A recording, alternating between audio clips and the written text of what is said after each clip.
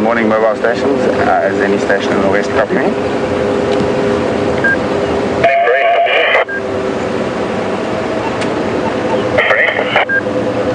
Standing by, please may I have an update? Not really any visuals on Safari this morning. No, Roy is wandering in Gala there, somewhere around the Easter block. Copy, thanks very much. I think I'm going to make my way into that area and give him a hand if there's not 3 vehicles there already. I'm not sure if you either Roy or the Pia.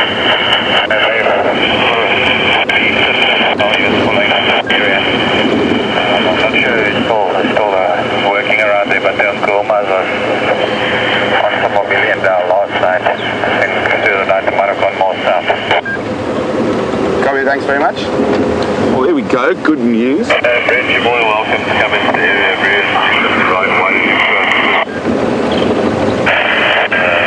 Not too far from what's the command. General direction is south, although there's back and forth side of the block, looks like Copy, thanks Douglas. I will go into that area. Sorry, can you just double check which area is zoned at the moment? Yeah, they're heading towards all 4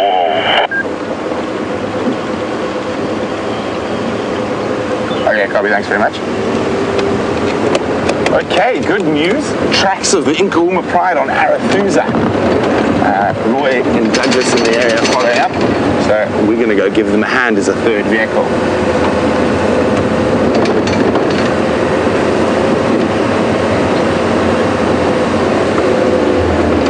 So they were on Sibambili last night. Now they've headed south towards Arathusa. So we're going to go have a look around there.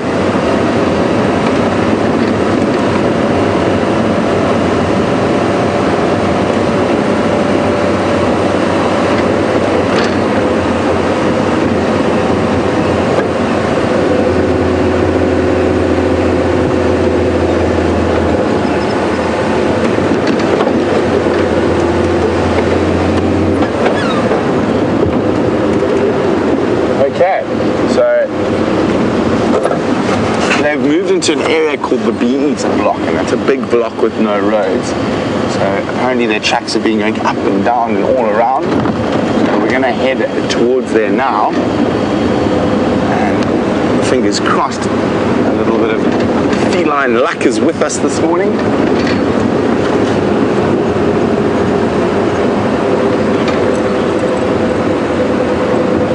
Pretty sure they moved from that area around One-Eye Pan, sort of almost parallel to where we are now. So the general direction is south and east. So hopefully they might even pop out onto this main access road.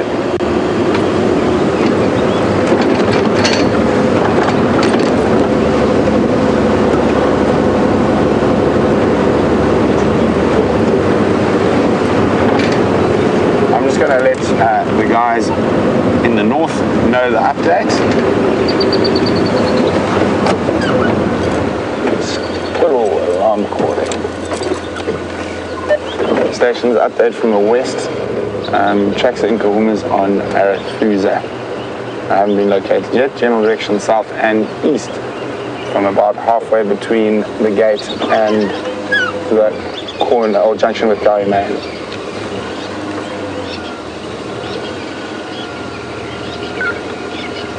Sounding very upset, that squirrel. Copy that, thanks Brent. Before you go off the western channel, confirm channel 2 on our radios eastern. That's affirm. Copy that, thank you.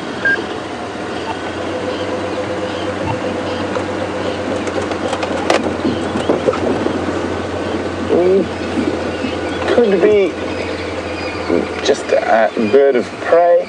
And I can see some impala just through there in the thickets that look very relaxed.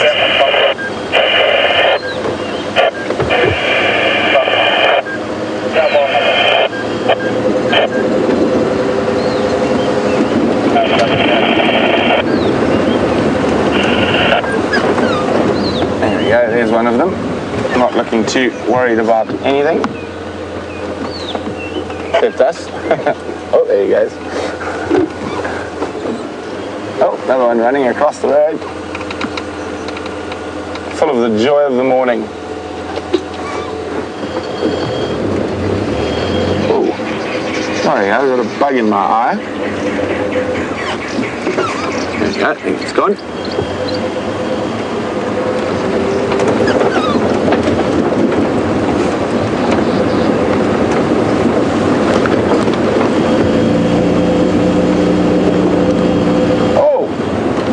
Roadblock, traffic jam.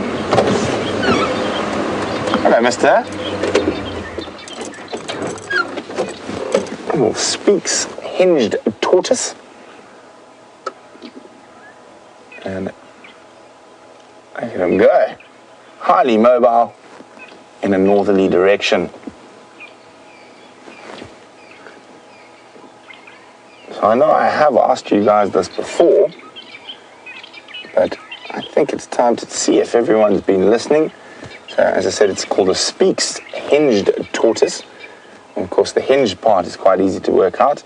You can see on his back legs, he's almost got a hinge there, and he can actually close the bottom of his shell to protect his bottom. But I'm going to ask you, where or who is he named after? Speaks hinged tortoise. Who was Speak? And who was his friend, and what were they most famous for discovering? There we go, as the highly mobile tortoise disappears behind the virtual reality rig. We shall keep on keeping on.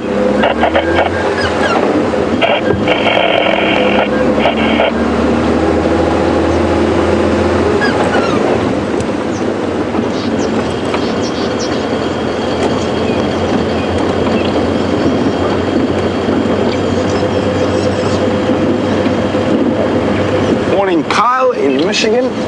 Kyle would like to know, do you have any updates on Tingana? I actually haven't heard anything since I've been back from leave, Kyle, so not to my knowledge any updates. But I'll see if I can get one from the guys in the west. Maybe he's been in the west, or he could have been in the south or the east as well.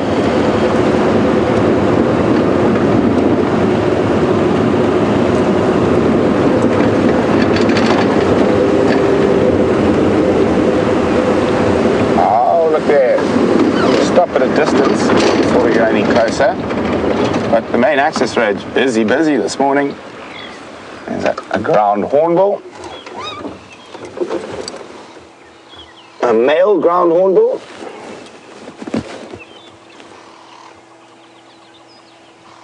Now they'll also be quite pleased with a bit of rain. A lot more food out and about for them.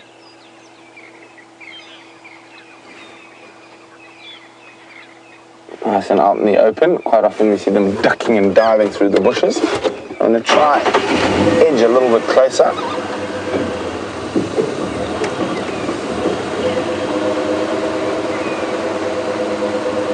It looks like he's going to cross the road into the thicker bush.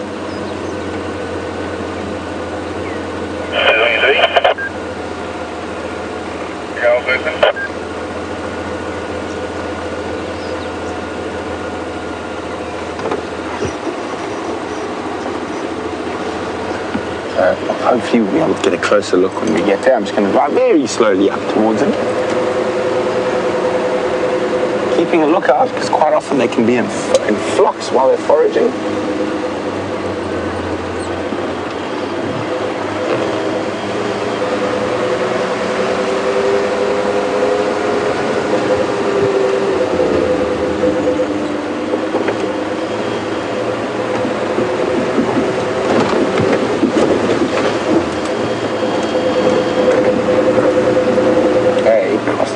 Yeah.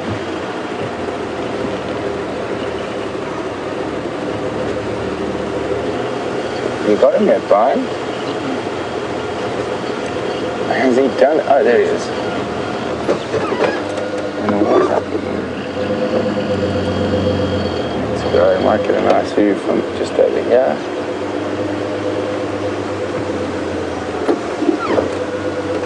Look and see how those big red wattles are puffed up.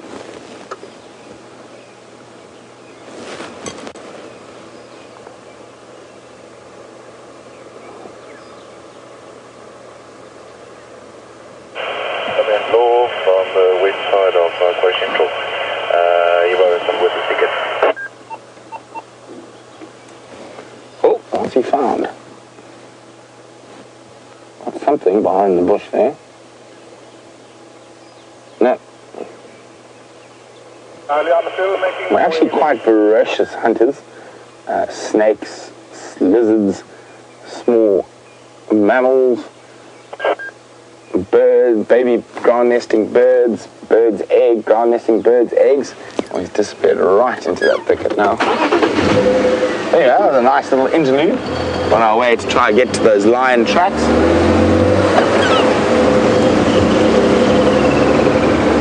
Just gonna bypass one of the delivery vehicles now on the right. Of course, living in the bush is wonderful, but everyone does need to eat and needs different things. So this is one of the main access roads used by said delivery vehicles, and this one belongs to Arathusa.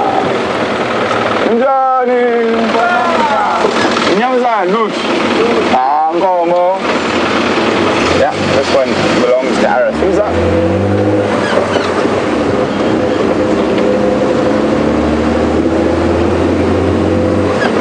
I just asked him if he managed to maybe bump some animals on his way. He said, Lutu, nothing.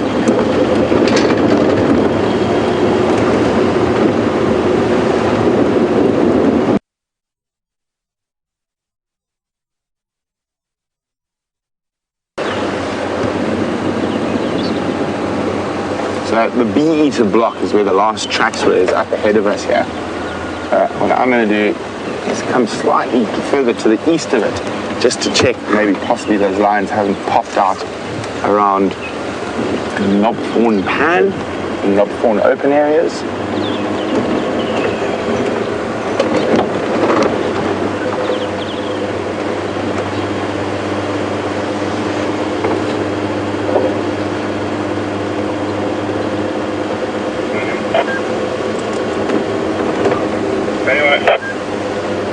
Islami Madoran Nyari, yeah, the transformer on Triple M. Visuals not that great. There's other part on the western side. That's it. Wait, okay. Bumpity bump. Hoppa.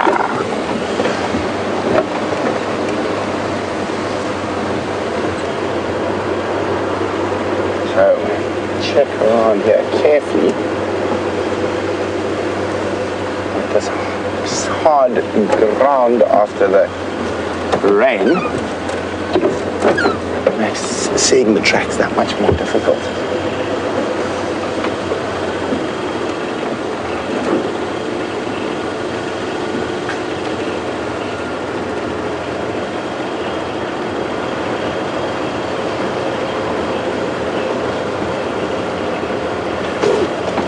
So well done to Nancy, Barbara, Penny and George Ann, who got that correctly.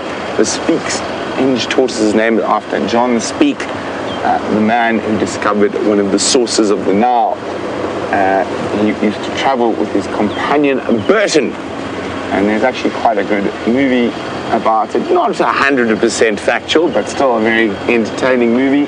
Quite an old movie now, called The Mountains of the Moon, which is one of the sources of the Nile, and that is in Ethiopia. But the other source of the Nile is, of course, Lake Victoria. So I just have to make a wee adjustment to the vehicle now before I head further to the west. And while we do that, let's go see what Jamie's up to in the east.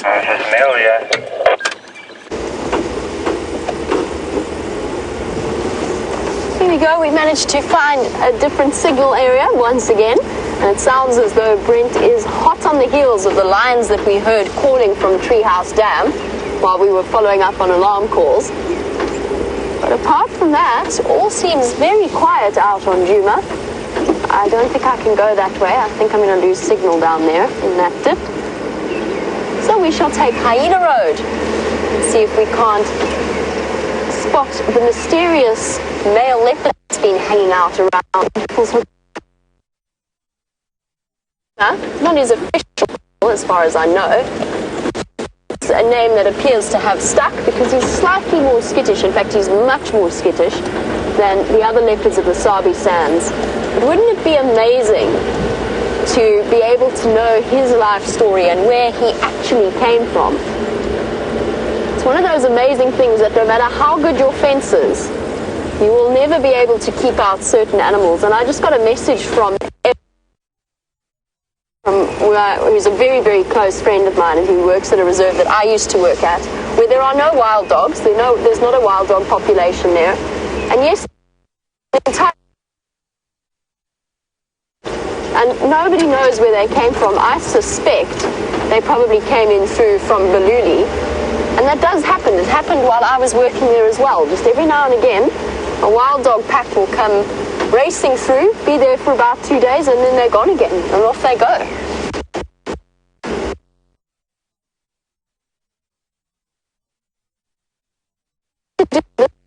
Same thing. Area.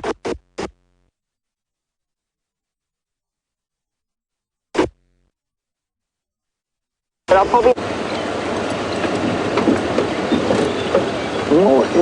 This is an interesting prospect. See, when you see something like this in front of us, now you've got to wonder, did the trees fall like that? And I would say it's... What do you think, Brian? Did that branch fall exactly like that to block the road? I don't know. I don't think so. I don't think so either. I think someone has put them there because yesterday, after all that rain, this road will cross a seep line, but I can see someone has driven round. I think it's been dry for long enough now, but we're not going to be driving down there. We shall be going around. So what I had to stop to do there quickly was pop up our communication aerial. So the further we get away from Djuma, the home sort of base, and we need to have an aerial up in the air so we can hear the final control.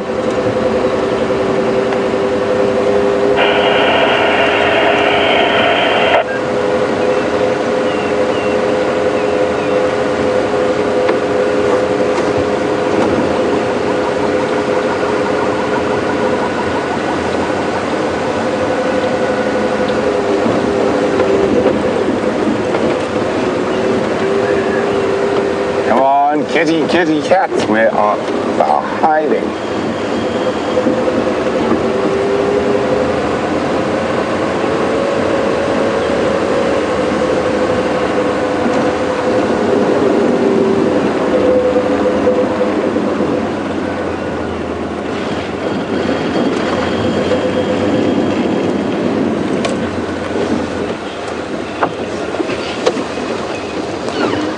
But look at that.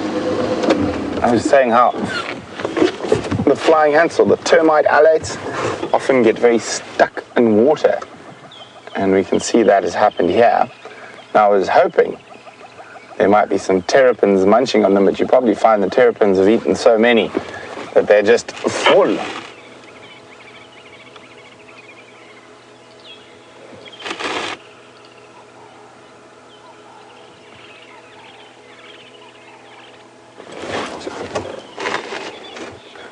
So they're saying the majority of those termite alates that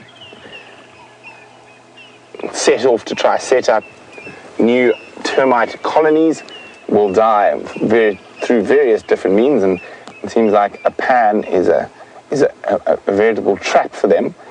But I can't see any terrapins feasting just yet. So either the terrapins haven't quite got to this pan since the rain, or they're just so full that they don't need to eat any. Normally you would see a terrapin munching through there. So, good morning to Cara, who's wondering how do the tracking teams work. Well, we only have one tracking team. It's generally the presenter who's not on drive that morning or afternoon, depending. who will head out and just check around, generally in a vehicle. Unless they find tracks, then they'll go out on foot. But before we go out in the morning, we normally have a plan. So this morning, Jamie went to check around the last position of Krula, and I went to check where I thought I heard the lions. So we generally try to cover different areas. That way it gives us a better chance of finding you guys great game viewing.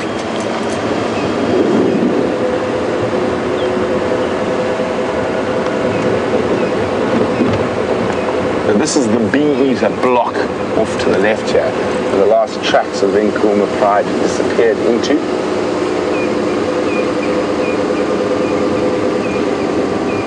And hopefully Brian, from his perch above me, is going to shout Ryan very shortly.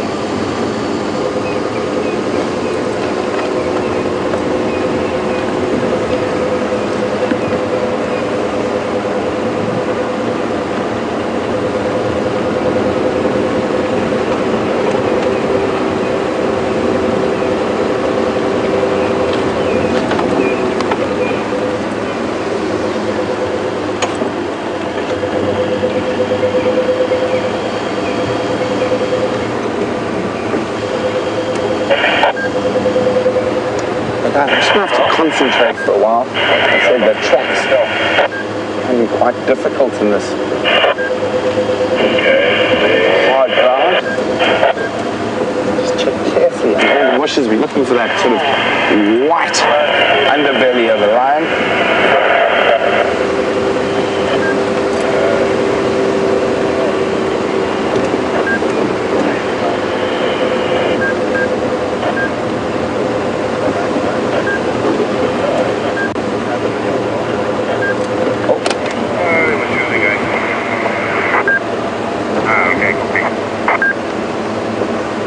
No, that's some buffalo balls.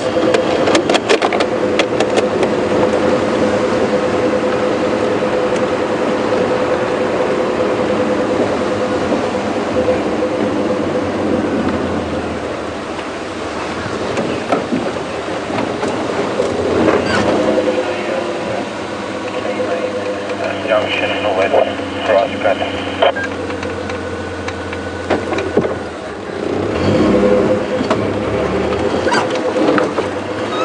Come on, kitty cats. Wait, I was just listening to the radio there for a second.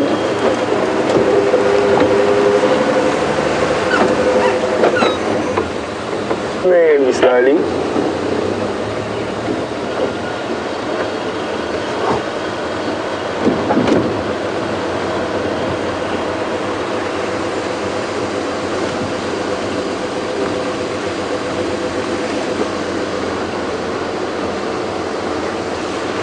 Kind of zigzag, because we could easily miss a track on this road in the state. I'm just going to double check and loop around a few times.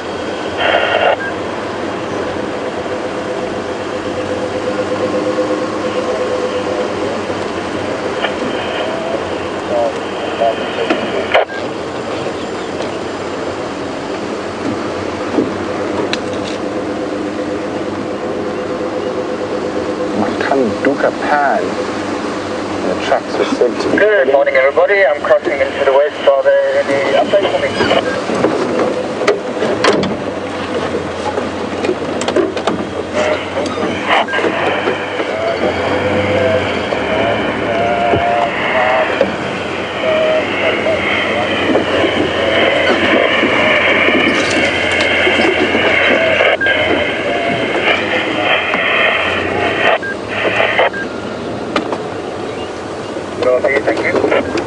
While we in search of the lions, let's go to an animal that got its nose on the banks of the great grey green greasy Limpopo.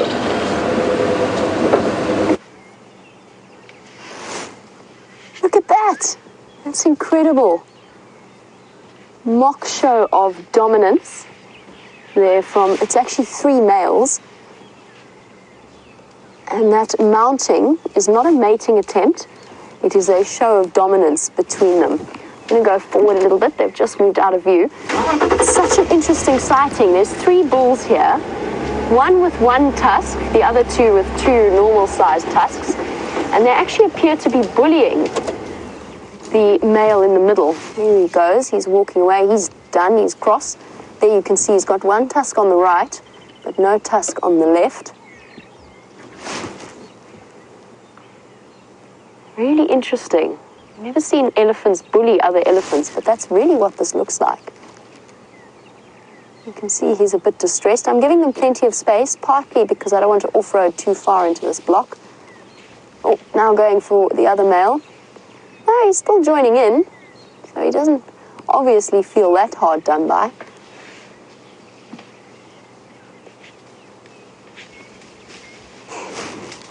It is a way of developing the skills that they're going to need in later life. I think they might come towards us before I go too much closer. Here we go. I've lost track of who's who now. I think we've got the littlest one is the one with one tusk. And he's still capable of using the one, plus pushing with his head in the base of his trunk. But you can see the size difference there. But they are just playing. The one on the left's decided he's not sure if he wants to be involved in this. He's not going to have a choice, though. Looks as though the largest bull is very much the aggressor. And I use aggressor very, very loosely. There's very little actual aggression happening here. It's play fighting. The temperature's tired now. I'm going to lean against this tree. Oh, no, I'm not.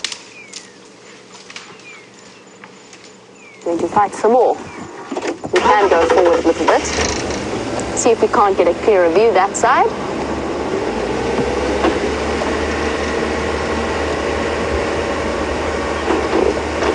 It's just one little bush in our way.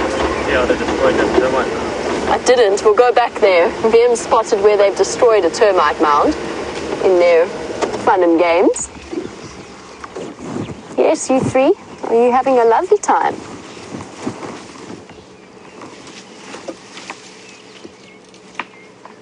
You can hear the clash of the tusks knocking together.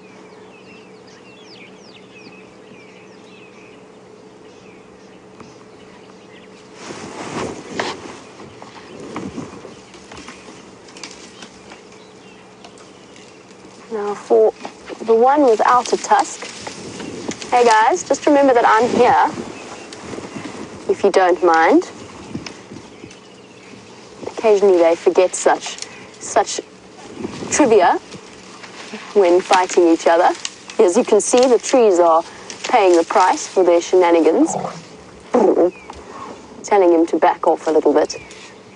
The one without the tusk is the one that's on the left, and he's decided he doesn't want to be in this game. Although every time he steps forward, the larger Ellie bull comes forward to start another skirmish.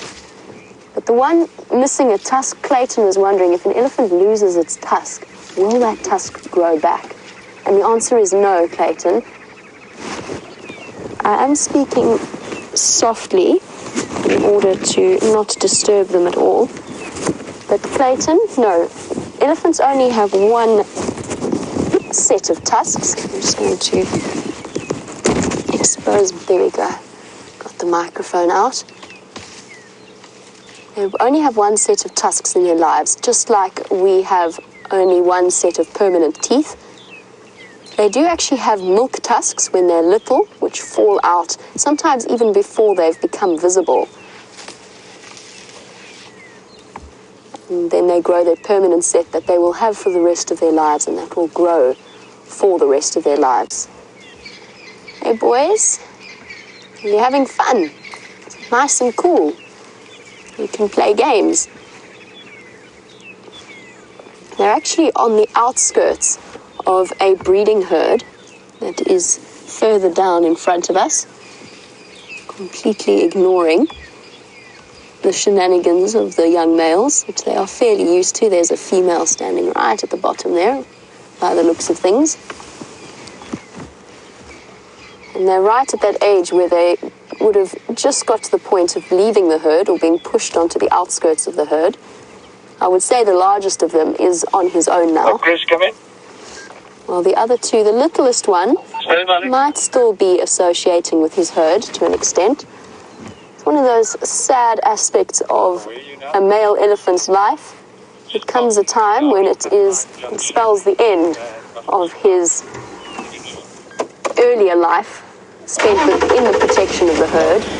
Here's the one without a tusk. I was going to go forward, but I actually think they're going to come out nicely into the open. I don't want to go too much into their personal space, especially if they decide they want to start fighting again.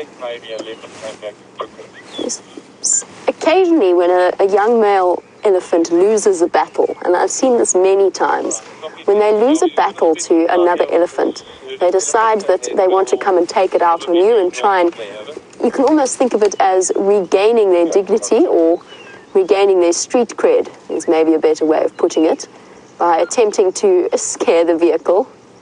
So our beard, you were wondering about misplaced aggression. It does happen when young elephant bulls fight, but it's very easily handled. So as long as it's not your fault for being in their space completely, you can try and get out of their way where you can. As long as it's not your fault, you can generally handle it fairly quickly. Young elephant bulls, whilst they can be cheeky, are usually all show and no action, or bark with no bite in this particular case. So they might come up, they'll make themselves big and scary, ears out and head swinging, but it doesn't really equate to all that much. That being said, you never ever work on the assumption that will always be the case. So even though it's a young bull and they're usually quite nervous of vehicles and people and they're usually quite easily handled, you don't ever take that for granted, and it's all about assessing each individual situation and making sure that you don't automatically jump to a conclusion that won't necessarily turn out to be true. Maybe that elephant actually cracked his tusk in the fight that he was having, and now he's really cross because he's got a sore tooth and a headache, and he's lost the fight, and now you're in his personal space, and then it becomes a slightly different matter. So it's important to always assess each situation individually and look at the way that the elephant's body language is conveying what he wants.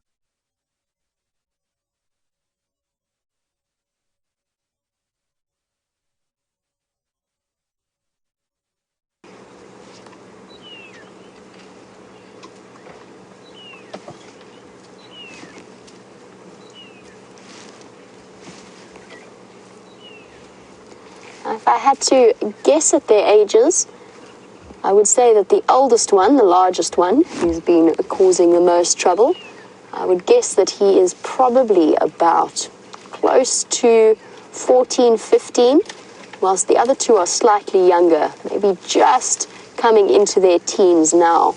But Katie, you were wondering about how old these elephants would be. That's my rough guess. This gentleman who's using tusk, he's actually going to have, his other tusk is going to be fairly impressive. It's already quite thick and large for his age. You can't judge an elephant's age on the growth of their tusks, and once they're past a certain age, you have to remember that each individual elephant is genetically programmed to have different sized tusks. It's more about looking at their height and their behavior, and then especially their head size and the amount of the temporal glands.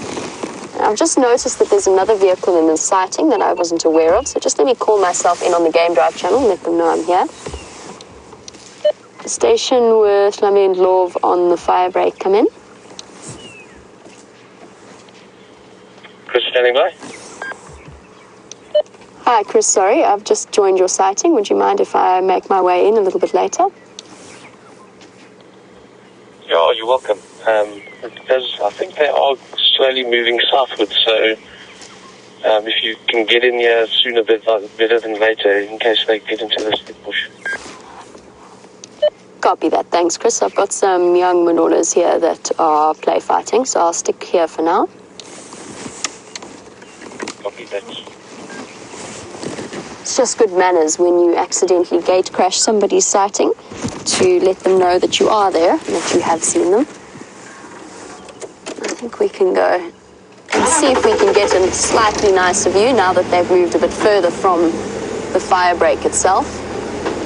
Hello boys, are you having a good game?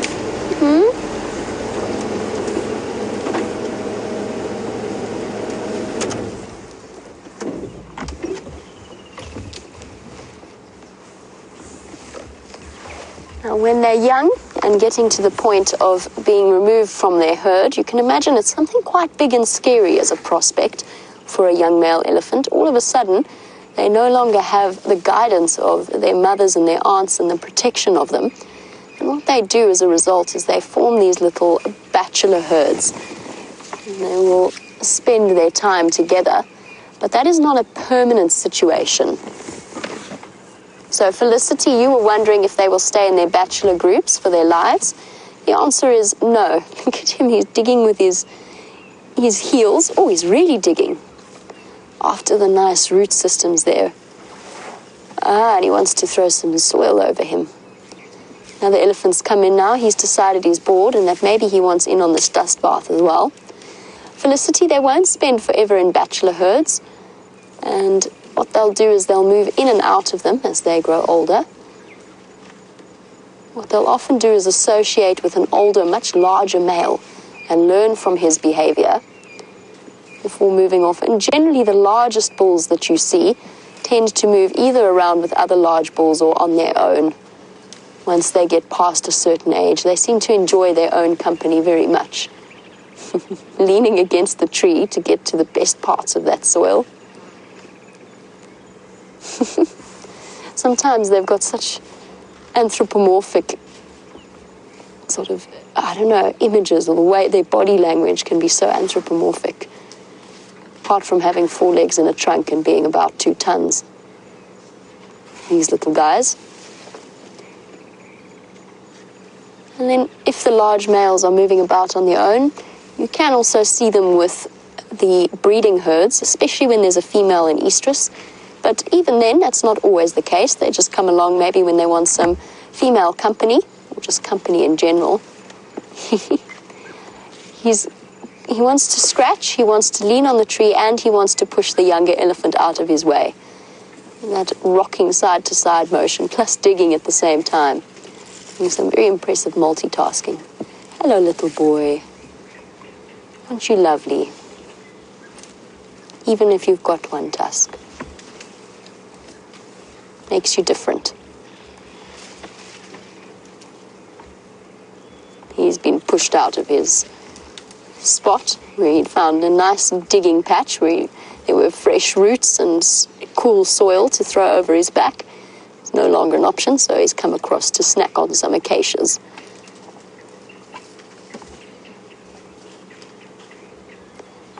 In a sighting like this, you can really enjoy the munching sounds that they make.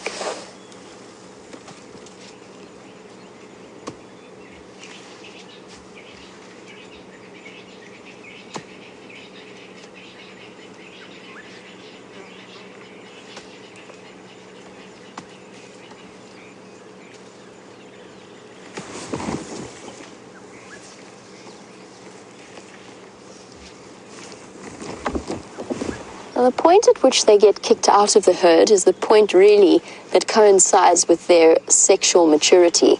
And Kathy was wondering, how old will they be when they start breeding? And Kathy, the answer is, although they are capable of breeding at around, I would say 15, depending on the area that you're in, it usually differs from place to place, but about 15 years old, they are physically capable of reproducing. The problem is that they're not big enough to actually compete with larger males for access to the females. So unless they manage to get very lucky, maybe there's not a bigger male in the area and there's a female in estrus, unless they get very lucky, they'll probably have to wait a good 10 or so years before they are capable of competing for the attentions of the ladies. And the other reason behind that is that a cow in estrus, a female in estrus, demonstrates what's known as an estrus walk, a very almost cocky-like body posture where she wanders around with her tail in the air and trumpets and makes a lot of noise. But when the male initially approaches her, she runs away from him. And she'll make him follow her around for a considerable period of time. It can be days before she allows him to mate with her. Otherwise, she just keeps walking forward every time he attempts it. And then that means for her, and a lot of animals utilize this tactic, what this means for her is that she's getting the best, or making sure that there's the best possible chance that she doesn't mate before a larger, better male comes along. So even though a young male may be courting her, it will be some time before he gets a chance to mate, and then at that point a larger bull has most likely entered the scene and will chase him away. Interestingly, females also show a preference. Females in estrus will also show a preference for males in must. So that heightened testosterone condition that they go into on a fairly regular basis. When they're little like this, when they're young like this, it will be for shorter time periods, maybe a week or two, but it will happen more frequently. Once they reach full maturity, 30 and older, it happens for a couple of months at a time, but probably only once or twice a year. There's a slight difference there. For females, it's a very different thing. When they're ready to reproduce, also in their sort of mid-teens, they get to the stage where they come into their first estrus cycle, they will immediately accept the attentions of the male. And that's one of the reasons why elephant mating is such an incredibly short affair. The courtship is protracted, but the actual event is very, very short. That's because you've got a female that's not finished growing yet. She's probably in the region of about 2 tons, so 4,000 odd pounds, faced with a mature male elephant sitting at least 4, probably 5 or 6 tons of weight. Then she at least has to take some of that weight on her back and her pelvis. So the mating of elephants itself is a very, very quick affair, because she runs the risk of injury if it goes on for any longer. It's one of those interesting aspects of elephant behavior. The females don't really prolong their mating. They'll have their first calf in their late teens. And it's amazing because at that point they are relatively inexperienced.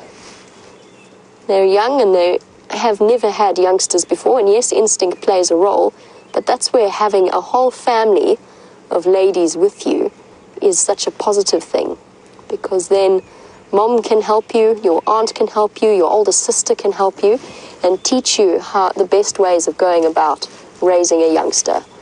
And of course they would have been practicing from when they are very young as a female. Even at 5 or 6 years old, when their mother has her next calf, they will be practicing and developing their mothering skills. And with elephants and with this drought, since we have been chatting extensively about the effect that this rain will have versus the drought, we'll probably see a decline. My suspicion would be that we'll see a slight decline in births over the next 2 years, because they have such an extended gestation period, 22 months, it's a very long time to carry a 100-kilogram baby. Can't imagine it's terribly comfortable. Because it's such a protracted gestation period, the effects of drought are felt for a slightly extended period. Then as soon as that drought is broken, 2 years after that drought is broken, then you start to see the population bouncing back from the damage it's taken. Perhaps making mincemeat of that acacia tree. Looks like a flaky thorn. Might actually be a red acacia, in which case you'll be really enjoying the sweet sap and the sweet cambium layer that runs along the outside. Whole branch straight into the mouth. Yum.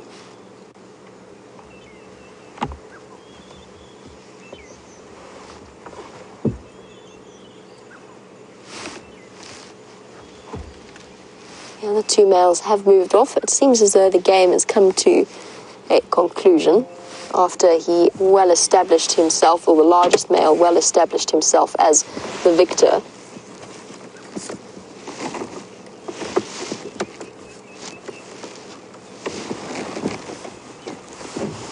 Roll forward a little bit. We can roll forward because we're on a nice downhill, so we won't disturb him too much.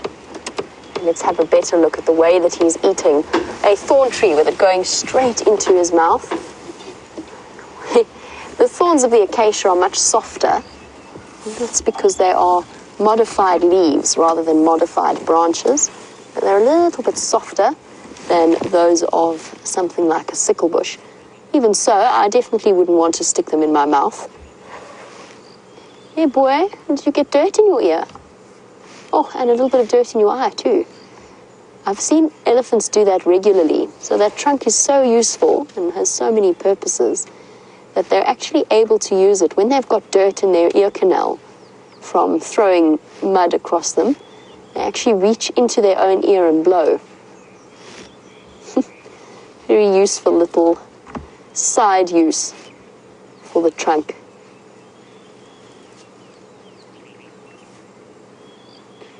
A swishing tail, happy elephant.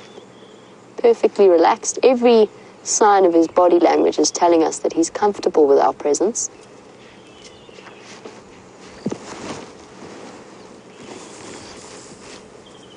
Hasn't presented us with the most attractive of views though. There's the tufts on the hairs, or the hairs on the end of the tail. Those are incredibly stiff and bristly, those hairs.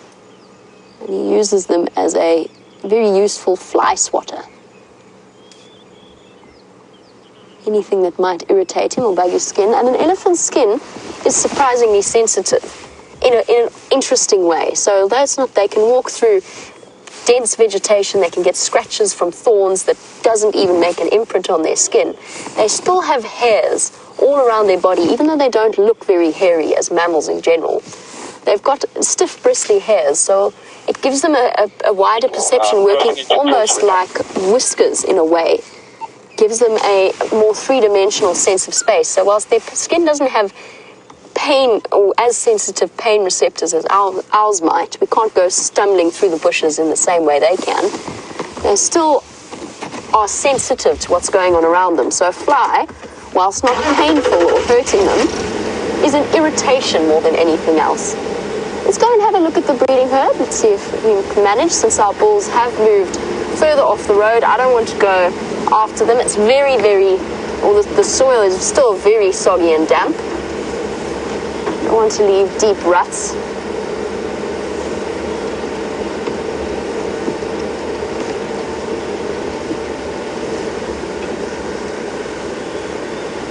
Every now and again, particularly when females are being harassed by males, they can break into a very rapid ground-eating jog. Which brings me to the answer of Safari Dean's, or to Safari Dean's question, which is, do elephant herds ever stampede in the same way buffalo do? Not quite to the same extent, largely because they're not as nervous as buffalo are. There's not that much out there that is of serious threat to them, for the most part. But they can, when one gets a fright, it often transmits to the others, and you'll see them all start to run in the same direction. It doesn't last as long as buffalo running away does. And generally it is curbed by the rumbles of one of the females in the herd. So probably the matriarch or one of the other older females will give a deep, low-frequency call to say to everybody, and you can literally interpret it as it happens. It's incredible. To calm everybody down, you can feel her saying, relax, it's okay. Obviously not in those words. I'm not saying that elephants can talk like we understand it, but the message is the same. Hello, little one. Where's the rest of your family gone?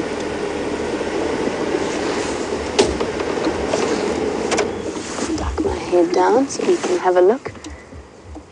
Looks like another, maybe it's a young female. So you can see her clearly. Those tusks are a little bit big though. I think it's a young male, also on the outskirts of the herd. Being left behind. Hello, boy. What's up? It's a very similar age group to the ones that we were watching before. Maybe a fraction younger, but also at that teenage stage at which point they become outsiders to their own family. And the elephants at the moment seem to be loving the wet soil and the root systems underneath it. I've seen at least 4 of them digging like this now, using the back of the heel to dig. Sometimes the toenails also come into play if they push their leg forward. And that motion, particularly in river sand, can shift a surprising amount of dirt. They're able to dig out underground water in that way. And those sensitive trunks, constantly close to the ground and sniffing for something that might be delicious, that is not necessarily visible. And once they've pinpointed where it is, then they'll use their trunks and their feet to dig it out. Come in, I think the best approach is on the Gowrie cut line junction with the fire and just the drainage line at the moment. There we go, he's found something. Does that look like a tuber? It could be. I think he found some kind of tuber there. Similar looking to a sort of potato. You often see them digging those out. Important note to remember if you ever, I'm not quite sure how this would occur, but if you ever find yourself in a survival situation in the bush, do not automatically assume that what is good for an elephant is good for you. Their bodies are capable of processing toxins that we cannot begin to handle. They eat tambuti trees, for example. When they're feeling a little bit unwell, they will consume a tambuti tree. But for humans, 1 teaspoon of the milky latex of a tambuti will probably kill you. And that's an important aspect to remember, that what's edible for animals is not necessarily edible for us. Usually, as a general rule, what baboons go for and munch on is usually a safer bet in terms of what will be safe for people as well.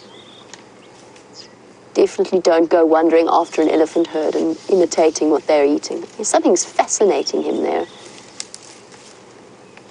Moving sticks and twigs out of the way.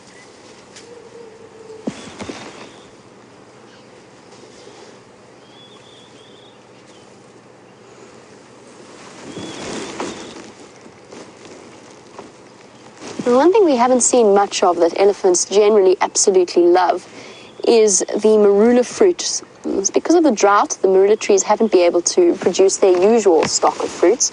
Something that is delicious for both human beings and elephants. And Pirate Jack has heard a little bit of a rumor that's been going around for many years and was probably propagated by a film known as The Gods Must Be Crazy, which is hilarious, by the way. It's an old movie, but I would definitely recommend watching it. Highly, highly entertaining. But Pirate Jack has heard that elephants will ferment. Beautiful people. Animals are beautiful people. Animals are beautiful people. Is that what? Same is that director, yeah. Same director? That's where it's from. Thank you, Viam. Viam's correcting me. It was from Animals Are Beautiful People, but the same maker as The Gods Must Be Crazy. South African films. And Pirate Jack's heard that elephants will store, I must say this is a new one for me, they will store marula fruit in their trunk in order to produce alcohol and get slightly tipsy on it. I've heard about them eating rotten marulas and then getting tipsy. It isn't the case. Now, each marula fruit, however much it may ferment and produce a bit of alcohol, they are not going to be able to consume enough to put them on the drunk side, or even the tipsy side. That if you think about the volume that it produces versus the volume of the elephant itself, it would probably have to eat somewhere in the region of about 500 odd kilograms of rotten fermented marula fruit in one go. And it would have to be very lucky to find marula fruit that had got to that stage, because the monkeys and the baboons and the impalas will have scoffed them up first. So no, elephants don't get drunk on marula fruit.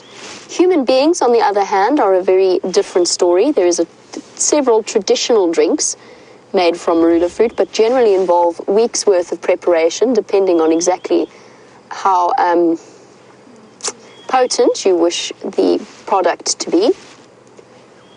Very, very common drink, much appreciated by local people in this area. I would warn all, beware.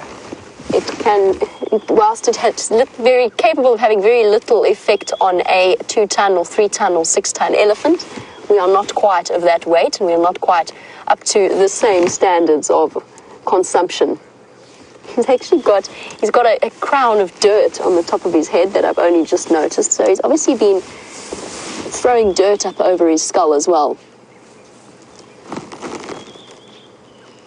There is an amazing scene, now that I'm thinking about it, it's in my head now, there's an amazing scene in The Gods, I think it's The Gods Must Be Crazy, where the protagonist is attempting to drive a vehicle through a gate, but it's a vehicle that he cannot turn off because the battery is dead and kaput, so he can't start it again.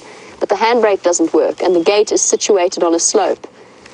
And it is strike so true for most of us who have throughout our lives dealt, not in this case, our Wild Earth vehicles are very well maintained and looked after, but almost all of us as guides have experienced vehicles that don't have working handbrakes or starter motors or something similar, and trying to get out and do something when you're on your own driving them, and then for them not rolling backwards down a hill is an interesting experience, something that we all relate to terribly. But it has been responsible for the odd rumor, for example, that rhino will go crashing through bushes in order to put out human beings' fires and stamp all over them. They don't do that, neither do buffalo. They don't come charging through the bush in order to do that. A couple of, what were the words?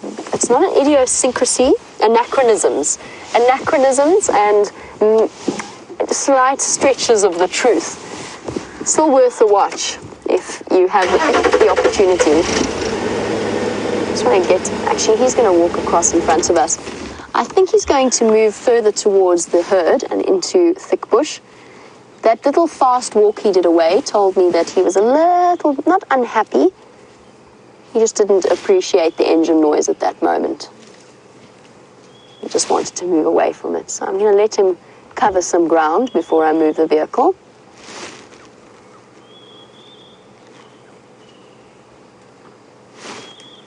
Slowly disappearing off after the herd. I don't think I can follow the herd into the dense vegetation. I also don't think that we'll have signal down in that drainage line. So I'm going to continue on in the hope that the hyenas will be out of their dens and playing around in this cool weather. While I do that, let's find out how Brent's lion search is going. So guys, we're still on these lion tracks. Unfortunately, they're proving to be a little bit difficult this morning. So we've got tracks of a single lioness here. And can you see this one here, Brian? Is that too close? So you can see she's been stalking here, and then the tracks carry on, and then where is it? Here we start seeing a little bit of claws. And then here you can actually see the indentations deeply. And she's put the claws out and taken off after something. She's missed, because these running tracks don't go very far before they stop. She's probably only run about 20 meters before she's given up the ghost. But if you have a look now, from the normal steps we're going to go, all of a sudden, boom, boom. So she's really moving now. So she's definitely charged after something. Unfortunately for her, or fortunately for whatever she was chasing, she didn't catch it. But they are definitely in the area. There's a couple of other guys also trying to find them. So hopefully we'll have a little bit of luck before the end of the safari. I think we're going to continue on now, see what else we can find. We're going to go check on the western side of the drainage system to see if there are any more tracks there. But it does look like all the lionesses are split at the moment, making it much more difficult for us to track them.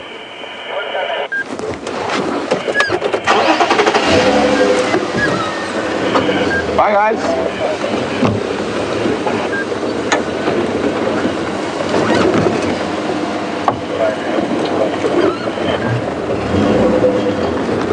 While we were tracking that lioness, we can hear the Birmingham boys well to the south. And we're just going to go very carefully. And there we go, there's Sean's tracker. And it's really difficult to see tracks on this very hard ground.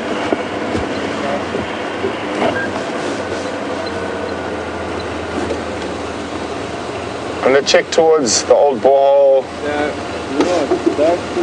Now people are now with closed Ndela. That valid Ndela. Check that one inside.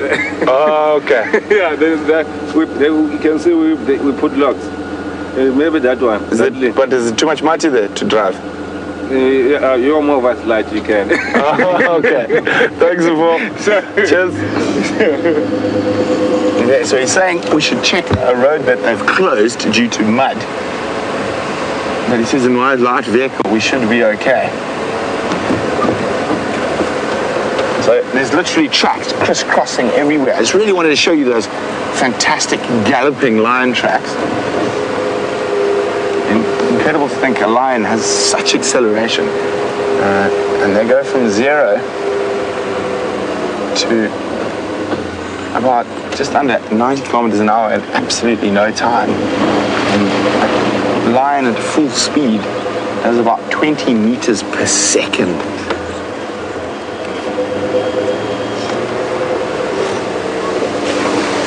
But being an ambush predator, they can't keep that up for too long. They've got to be relatively close to actually succeed. Oh, Brian's peering down into this drainage system. And this is where we sort of think they are, somewhere in this block here.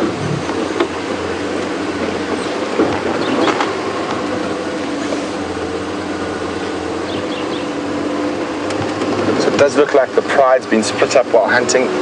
We've seen tracks of them chasing zebra, giraffe, and in that last case, wildebeest and impala. But if they'd been successful, we would definitely hear them.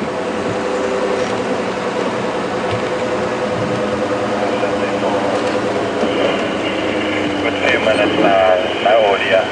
But most of not that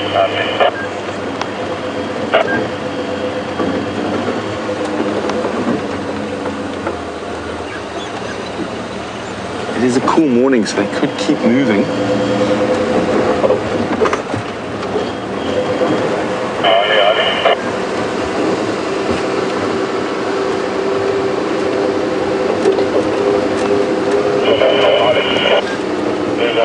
What are you booking? I heard you earlier. So Simon said while I was chatting away, the radio was talking about nyari, and that's buffalo. And Simon would like to know a few more other Shangaan words for animals. I think one of my favorites is shinzele, which is a honey badger. And the more basic ones are ingwe, which is a lion, a leopard, saha. And the actual proper Shangaan name for a lion is Ngwanyama, the one who eats meat.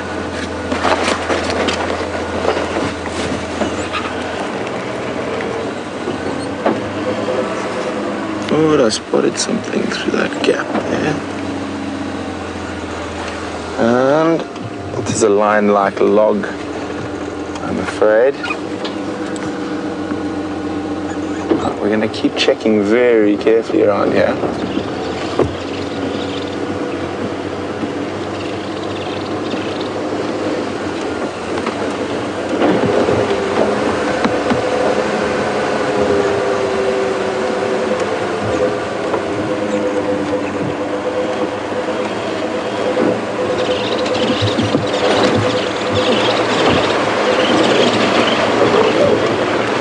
Come on, Brian.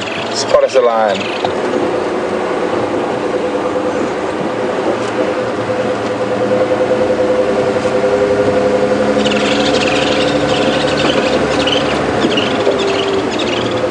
See, the one problem is they could be lying up above here, and this area has got a very serious couple of seep lines in, so even if we do find them, we might not be able to drive off-road to them.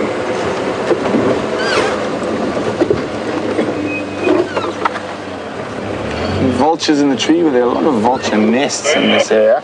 Oh.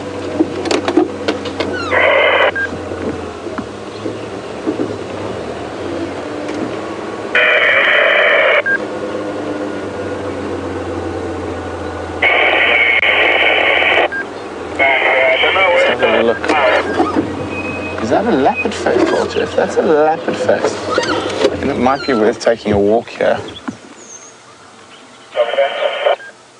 It's a leopard-faced vulture. Now there, I think we're on a different vulture there, Brian. There we go. So there's two white backs and a leopard-faced. And I haven't seen any leopard-faced nests in this area, so that could mean there is some food there. So I'm going to have to go have a stroll. And before I do that, the Shangaan name for that big vulture, or for vultures in general, is Makoti. But speaking of Shangaan, let's go across to Jamie, who's got a Nongo. Let's go. There's a little baby kudu over there. They are going to move off soon, but I just wanted to show you in case it disappears off. Tiny little youngster there goes skipping after mom. And now we can tail up. They're always so entertaining to watch, little kudu, because they get left behind and then have a minor panic and go racing after mom. Impossible to tell who mom is. I imagine that she's a female a little further ahead of the baby. I don't think that's the mother. You never know, though. And at only maybe a couple of weeks old, it's astounding how powerful those thin legs are to be able to keep up with the long strides of mom and the rest of the group. That's definitely not mom, little one. Might be older brother, but it's not mom. See how tolerant he is of the calf. Something to feed. There's no way that that young male is the kudu's father. Kudu dads don't play much of a role in the upbringing. But look at that. Calf, and plus he's far too young on that subject. Calf reached up and gave him a nuzzle. Maybe just sniffing to see who he was and if there was a possibility of a meal. And I think you'll probably find, it's always a bit tricky, but you'll probably find that that's the mother there behind the calf. Because the calf hasn't glanced off anxiously and dashed away to catch up with the rest of the group. A couple of weeks old, already on solid food, as is essential, because you want to take that load off mom's body as soon as possible. And also be able to fend for themselves as quickly as possible. And I did tell the story of the little baby kudu that we saw in Kruger, that had clearly been separated from mom at some point during the night, either by a leopard or wild dogs, maybe even lions. It was so desperate for contact and to find its mom that it completely had no natural fear of us in our vehicle or us on foot. We stopped at the park gate to get out and enter the park and go and pay the fees and everything else that we have to do. And this little kudu came right up to me, I mean right up, and started making the contact calls, that funny little bleat that they do. Really, it sounds a bit like an antelope burp. We came up and investigated, and by the time we'd come back to try and see if we could do anything about it, it had wandered off somewhere into the bush. And hopefully, fingers crossed, it'll be okay, but not if it wanders about going blop and drawing attention to its presence. Little ones moved off, and so have the rest of the kudu. We shall continue on for our last few moments of the sunrise safari, try and see if we can get to the hyena den in time before the end. Hopefully Brent will be able to follow up on those lions as well before we reach the close of the sunrise safari.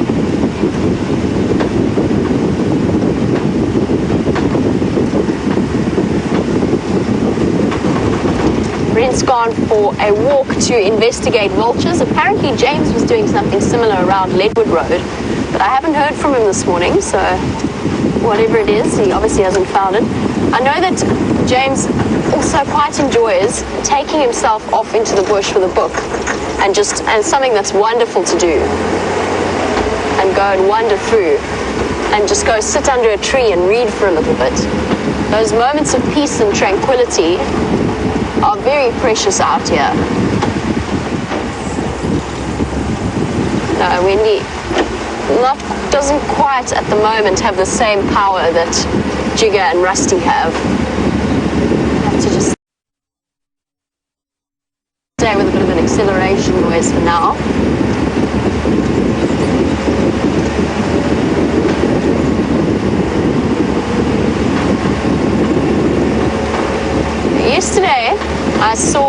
hyena racing towards the hyena den.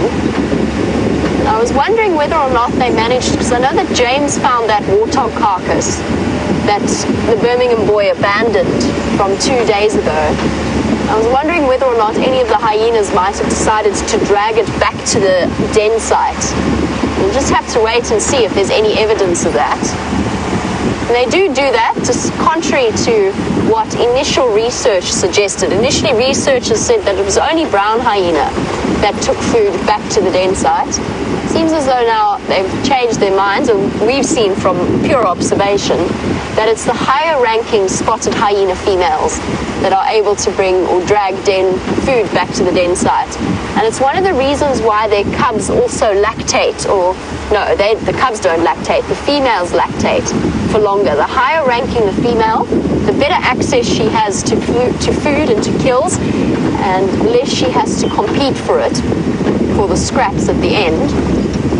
And that means that she's capable of producing milk for longer. I think you'll probably find, if you dug or delved really deeply into the survival rates of different cubs, you'll probably find that the higher ranking females have a higher survival rate than the lower ranking females.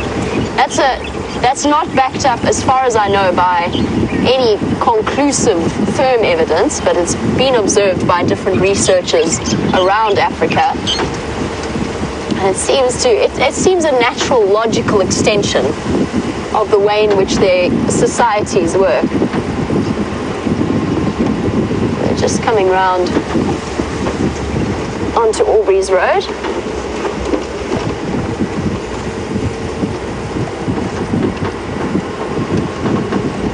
Now, yesterday when I paid a visit to the hyena den, there was one little cub, one of the matriarch's cubs, sticking its head out. And I suggested, because it's not all that common to see cubs come out when there aren't any adults in the vicinity, I suggested it might be a little bit uncomfortable and a bit damp in there. And Wicked Ange was wondering, when it rains as it did, will the hyena den become flooded or uncomfortable or damp for the hyena cubs? And I imagine that they have tunnels where maybe the water can't quite reach into. They also are known to build shelves in the den site itself. So the nice big open tunnels will have little shelves where the hyenas can rest out of the reach of the water. But at the same time, I still think it must get fairly damp. It's not impossible that a hyena den would flood, but it's fairly unlikely. They specifically choose the dens and utilize them year after year due to their versatility and the fact that they are specifically chosen for their suitability is maybe the best word. Here we go. Already see somebody out and about. Looks like it might be November, who has grown tremendously from that little ball of fluff to a little miniature of the adults. Now the nice thing is, when we come in like this, very often they come up to say hello to the car. They're at that age. Oh, hello madam, I see you with your full belly. Looks as though the hyenas have feasted last night. I'll get a view of them soon. Hello, you lot. Mischiefs. Mischiefs. Yes, you. I'm talking to you. You're a mischief. You tried to chew my car last time.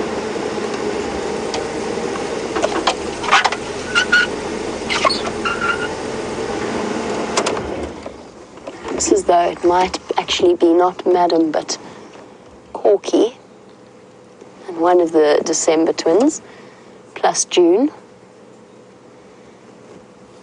Hello, you lot.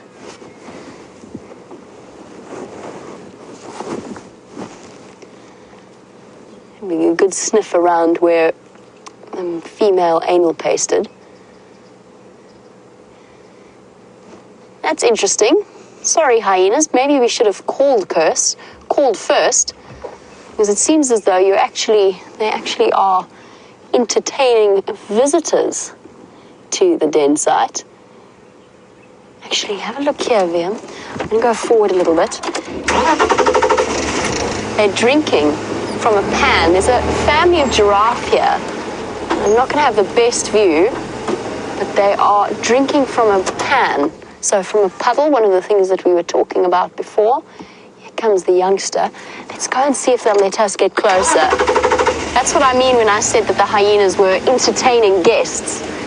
We've got a journey of giraffe in the area. It looks like that female with her young calf, possibly a male behind it.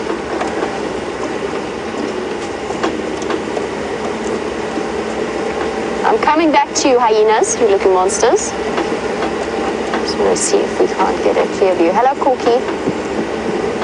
Corky looks as though she swallowed a beach ball. Somebody's had a really big meal last night.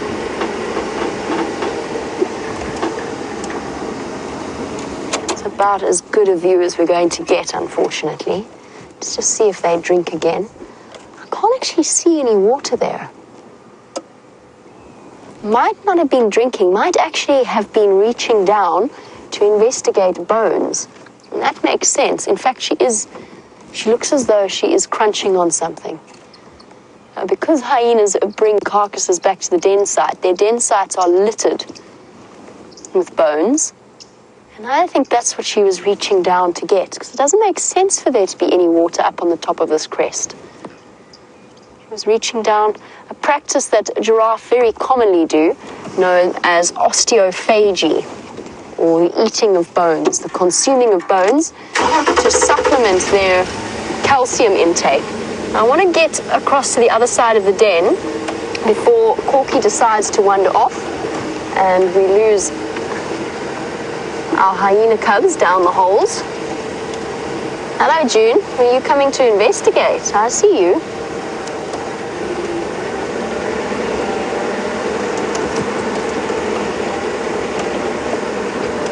A question from Kathy Pickles as we approach one of my favorite predators. Kathy was saying hyenas are from the dog family, are they not? Which is a very, very common, Kathy, that's a very common misperception because they look like dogs. You can see there's a very canine shape to them. Their heads look very canine-like. But I can understand completely why people draw that conclusion. They are not. They are part of their own family that does not fall under the cat or the dog title. All of the predators are grouped together under the carnivora order, and below that there are the Felidae, so the cats, the Canidae, the dogs, and the Hyenidae, the hyenas, totally separate. If we go far enough back in the evolutionary design, cats and hyenas stemmed from the same ancestor long ago. I'm talking a good couple of 100,000 years. So they are more, in theory, more closely related to cats than to dogs, but that's just an evolutionary line. Oh dear, don't go off that way, little one. This is what I was thinking about. Corky's going to wander into some very dense bush. There goes a little December twin running after her. Here's Corky. I really wanted to show you how large her belly is, but this is a fairly sensitive off-roading area. I'm happy to off-road around the den site because there's already an established road here, but I don't really want to go crashing through there for our last few moments. Let's just sit here for now and see if the cubs decide to come back.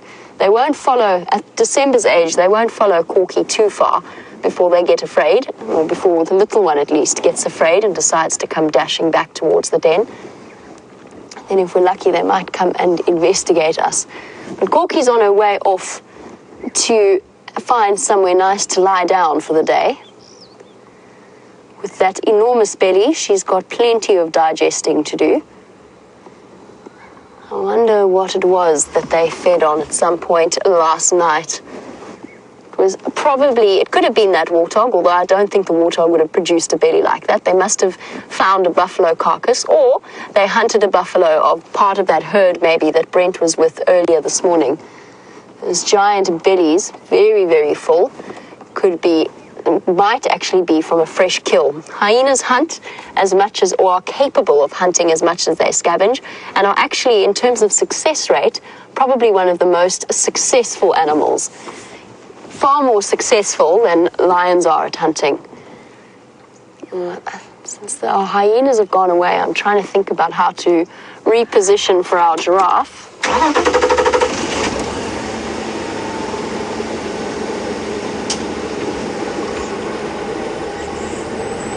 So Siberia Zumi has pointed out that perhaps hyenas are more closely related to mongoose, which is something that I mentioned, that there is a level of, there is a connection there between mongoose, the Herpestidae family, and the Viverridae family, so the genets, as well as the Mustelidae family, which is the honey badgers.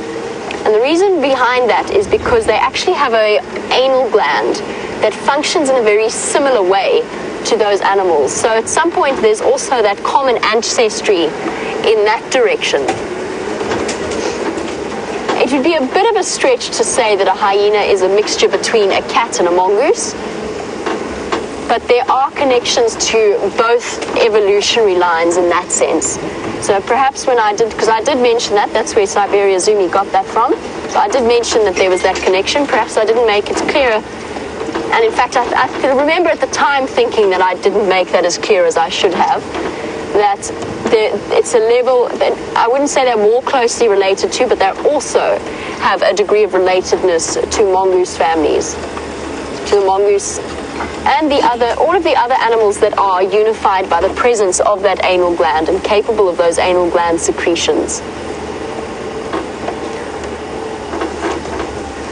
In terms of the large carnivores, though, hyenas are the only ones that, the little baby giraffe wandering away, they're the only ones. The female's gone down once again. She's right behind the tree, bending over to investigate.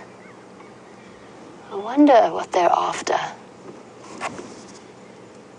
I'm sure they're after bones. This, unfortunately, is as clear as our view is going to get. Short of my driving up to the hyena den, which I don't want to do. It's very rude to drive right up to somebody's front door.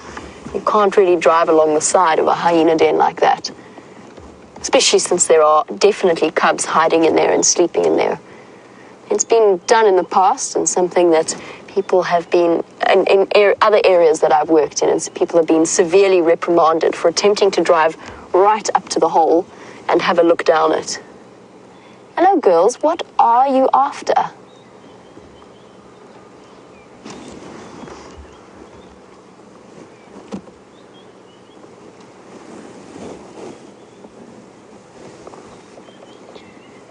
Giraffe youngsters grow incredibly rapidly. Deborah, who's our self-professed armchair traveler, was wondering at what age giraffe will, or up until how old, will giraffe stay with their mothers. And you'll probably find that, Deborah, there's a difference between males and females. But once they reach sexual maturity at around 2 or so, it will be time for them to leave. I suspect you'll find that males might go a little bit earlier than the females, just to head out on their own mission. But yes, they've got at least a year and a half before they start to move on, probably closer to 2.5 years. And they can actually stay with their mothers for a while after that. So even though they have reached sexual maturity, for females, not so much for males, but for females especially, they might decide to stay with their moms and actually form a little herd for a while. That doesn't mean they might go off on their own for a while and then come back. Particularly when they come into estrus, they might go off in search of greener pastures and then return to their mother or meet up with their mother once again, once they've had the babies. So whilst giraffe don't have strict territories, they do have home ranges, which is why we regularly see the same individual giraffe. And just like any animal, you can identify the giraffe by their spot patterns. Each one does have a unique spot pattern. And they will move through like that. There's no sign of our hyenas returning, and our giraffe are very hidden.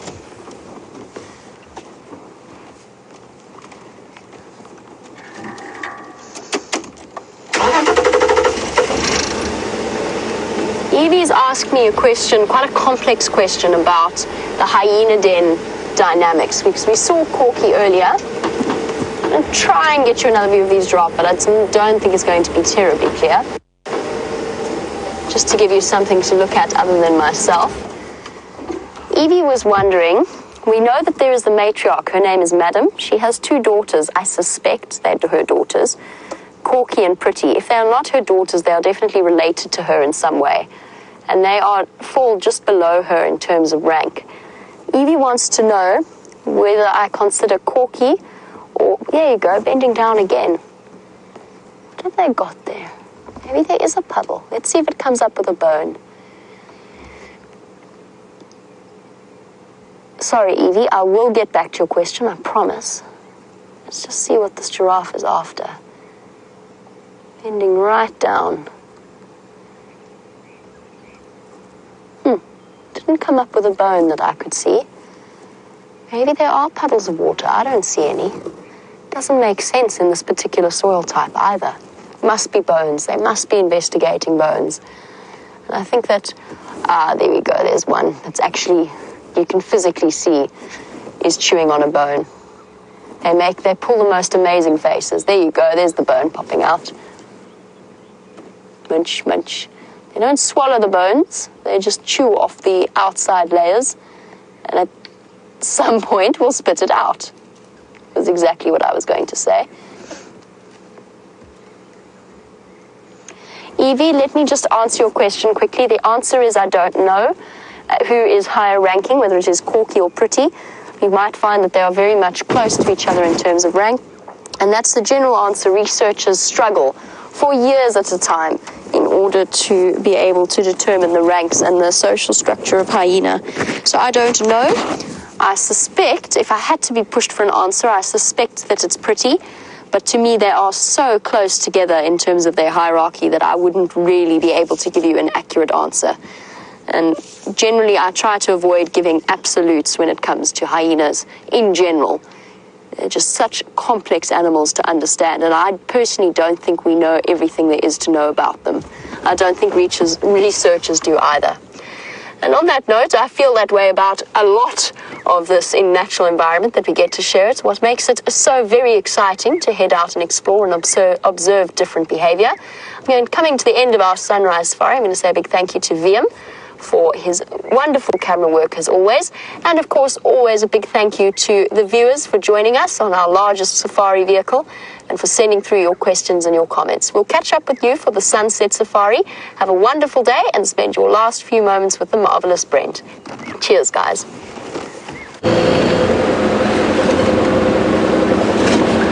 So unfortunately, the Nkuhumas got the best of us and it started to rain. So we started having to move out of that area. But it looks like they chased multiple different animals. Unfortunately, what I think happened with those vultures is that the leopard-faced vultures saw 2 or 3 whitebacks sitting there and went, ooh, they must have found something, and swooped down, but there was nothing. I only found very live impala. So unfortunately, they are definitely still in that area somewhere. There's just individual tracks all over the place. So hopefully, we'll have a little bit more luck on the Sunset Safari if the weather holds. Cloud cover has got lower and lower as we've been going on today, and as you can see, I'm probably sure you can see the few spots of rain on the lens at the moment.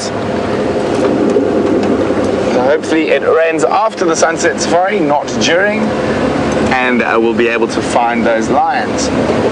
And who knows, maybe Karula will come back from a visit. It's possible that she's just gone back to feed the cubs and then she will be back on the prowl on the Sunset Safari.